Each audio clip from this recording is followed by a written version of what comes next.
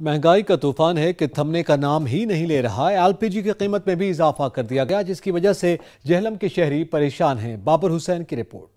हालिया एलपीजी की कीमतों में बेतरबे इजाफे की वजह से शहरी सख्त परेशान है। उनका कहना है कि हुकूमत के रिलीफ देने के वादे वफा नहीं हो रहे और महंगाई है वो अरूज पर पहुंच चुकी। इस मौके पर शहरियों का कहना था कि गवर्नमेंट ने जो इतना इजाफा कर दिया एलपीजी में, ये वाम के साथ बहुत जाती है।